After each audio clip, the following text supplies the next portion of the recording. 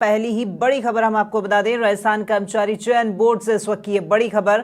Form भरने के बाद परीक्षा नहीं देने वालों पर बोर्ड हुआ है अब सख्त और परीक्षाओं में काफी अभ्यर्थी फॉर्म भरने के बाद भी नहीं देते हैं परीक्षा, तो राज्य सरकार को अनावश्यक रूप से झेलना पड़ता है वित्तीय भार। इधर बोर्ड को भी करनी पड़ती है कई तरह की व्यवस्थाएं। तो अब फॉर्म भरकर परीक्षा में नहीं बैठने वालों पर कार्रवाई करेगा बोर्ड और इसी को लेकर अभी चल रहा है गंभीरता से विचार विमर्श। आपको बता दें कि बोर्ड के सचिव ने एक्स पर पोस्ट करके ये जानकारी भी साझा की है।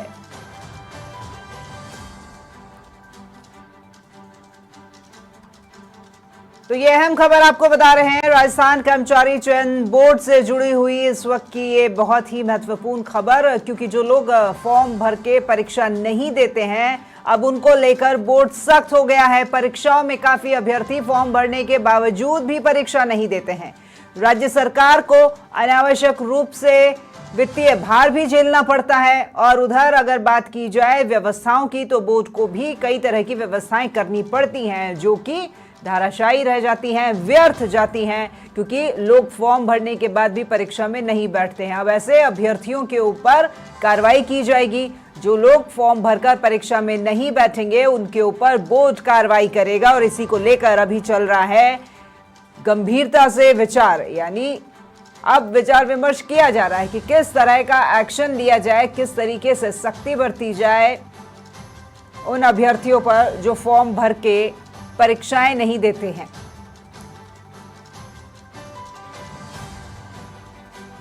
तो बोर्ड के सचिव ने एक्स पर पोस्ट करके ये जानकारी साझा की है।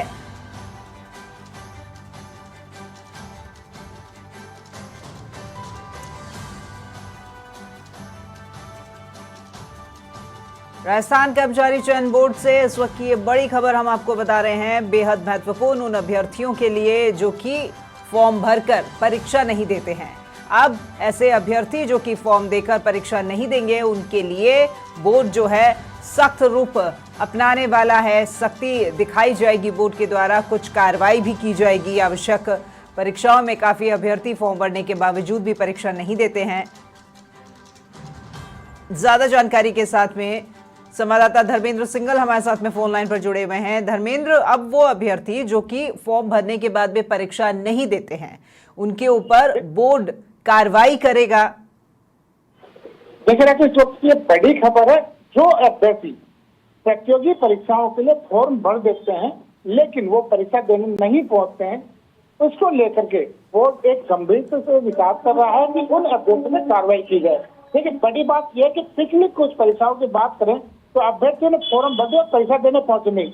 एक पिछली परीक्षा जो ही उसमें महज 50% जो कैंडिडेट है वही परीक्षा देने पहुंचे, क्योंकि जब भी परीक्षा आयोजित होती है तो जो फॉर्म भरने से लेकर के रिजल्ट जारी होने तक और भर्ती होने तक कई तरह के जो खर्चे होते हैं, साथ ही जो पूरा जो संसाधन वहां पर लगाना पड़ता है, चाहे अभ्यर्थी 1 हो चाहे 1000 हो, उसको देखते बोर्ड ने निर्णय लिया कि जो अभ्यर्थी परीक्षा देने के लिए फॉर्म भरता है उसको परीक्षा देनी चाहिए।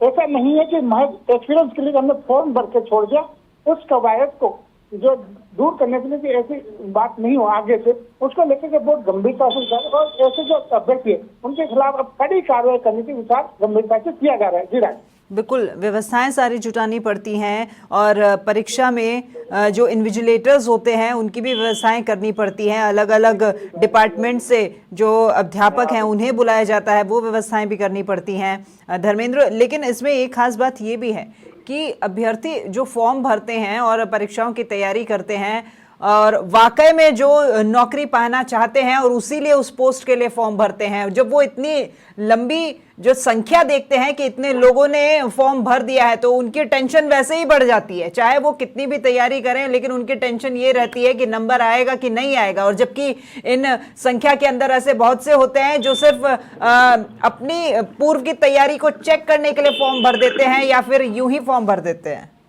देखिए बड़ी बात यही है कि जैसे अब आने वाले दिनों में सितंबर के लास्ट माह में सीईटी ग्रेजुएशन लेवल की परीक्षा है, उसके लिए 13 लाख से ज्यादा आवेदन आए हैं। लेकिन बात यही है कि उसमें सभी तरह के जो कैंडिडेट है उन्होंने उसमें फॉर्म भर दिए हैं, लेकिन जब परीक्षा देने की बात आती है तो वो वहाँ पे पहुंचते नहीं। खर्चा सारा वही होता है, संसाधन सारे वही लगाने पड़ते हैं। और देखिए क्योंकि स्कूलों को अडॉप्ट करना पड़ता है जहाँ परीक्षा केंद्र होते हैं, तो पूरा संसाधन वहाँ खर्च होता है। उससे कवायद ये चल रही है कि उसको खर्चों बचाने के लिए और अभ्यर्थी पैसा दे। देखिए, जो अभ्यर्थी आरएस की परीक्षा दे रहा है वो इस सीटी का एग्जाम का फॉर्म भर देता है, जो दूसरी परीक्षा की तैयारी कर वो भी इसको भर देता है। तो इस तरह से जो कवायद चल रही है कि लोग उसमें तत्परता से परीक्षा दे, उसको गंभीरता से ले, इसी पर ये विचार किया जा रहा है। जी राय। क्या लगता है धर्मेंद्र, किस तरह की सख्ती बरती जाएगी? क्या कोई वित्तीय जुर्माना लगाया जाएगा या फिर कुछ समय के लिए कहीं उन्हें रोका जाएगा? किस तरह का निर्णय ले सकता है बोर्ड? देखिए, इस पर यही विचार चल रहा है कि इसको किस तरह से अप्लाई किया जाए। इसमें देखिए, जुर्माना का प्रावधान तो नहीं हो सकता, लेकिन बात यही है कि कहीं ना कहीं उसको अगली परीक्षाओं से रोकने के लिए कि इस तरह फिर अगले बार फॉर्म नहीं भर पाए या और कुछ तरह का प्रावधान इसमें किया जाए, उसी को लेकर गंभीरता से विचार चल रहा है। इसमें आगे अब क्या हो सकता है उसी को लेकर के बोर्ड निर्णय करेगा। अगले आने वाले दिनों में हो सकता है कि कुछ दिनों बाद ही इस निर्णय पर फैसला कुछ होने की संभावना जताई जा रही है। जी राखी। बिल्कुल, चलिए, बहुत शुक्रिया धर्मेंद्र आपका इस तमाम जानकारी के लिए।